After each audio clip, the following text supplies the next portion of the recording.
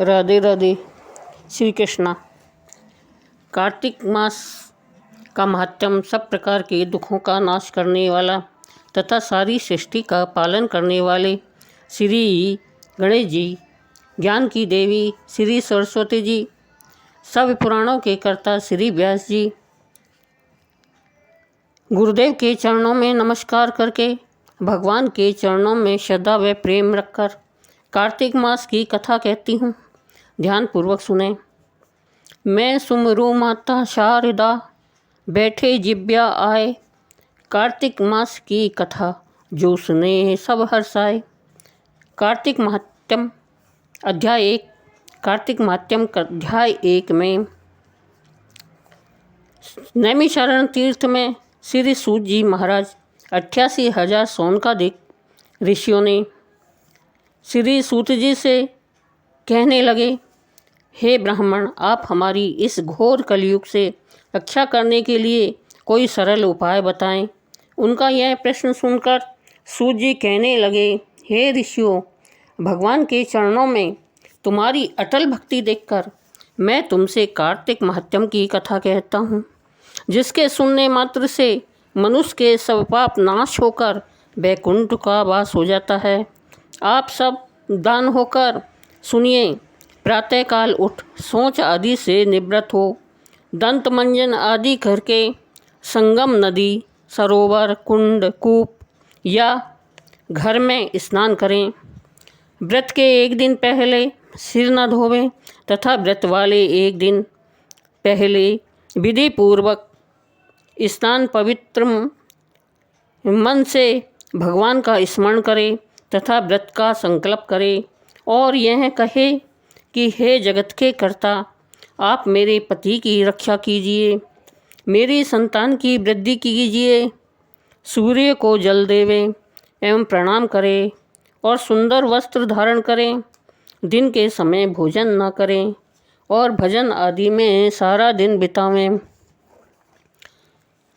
सूत जी ने कहा। श्री कृष्ण जी से आज्ञा लेकर नारद जी के चले जाने पर सत्यभामा प्रसन्न होकर श्री कृष्ण से बोली, हे नाथ, मेरा जीवन सफल हो गया। मेरे माता पिता भी धन्य हैं, जो आपको 16,000 रानियों में मैं अत्यधिक प्यारी हुई।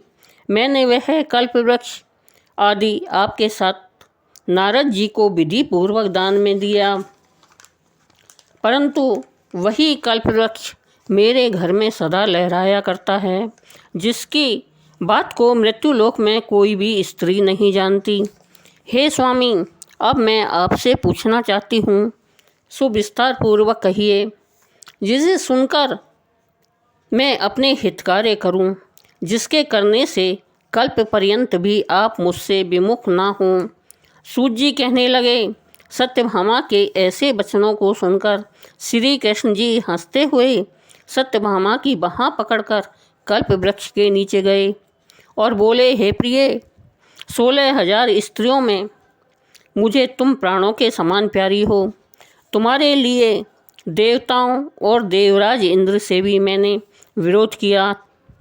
उस महा अद्भुत वार्ता को सुनो। सूत जी बोले, एक दिन श्री कृष्ण भगवान ने सत्यभामा के साथ गरुड़ पर सवार होकर इंद्रलोक में जाकर कल्प वृक्ष मांगा।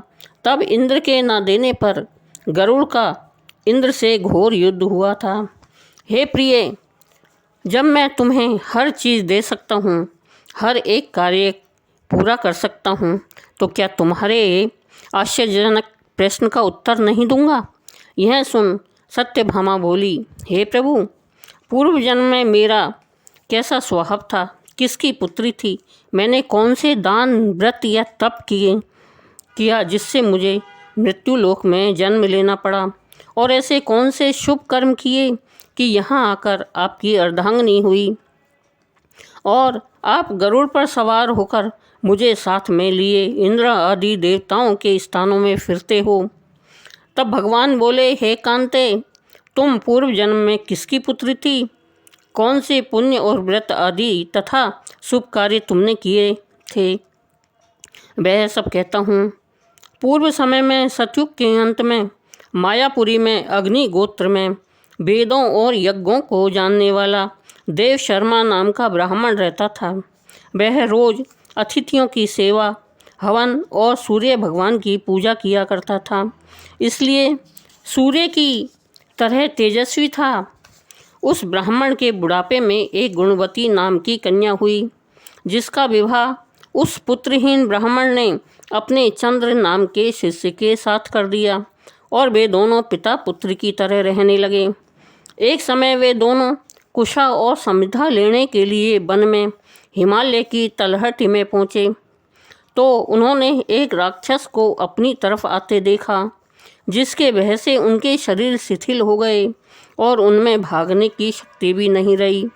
तब राक्षस ने दोनों को मार डाला।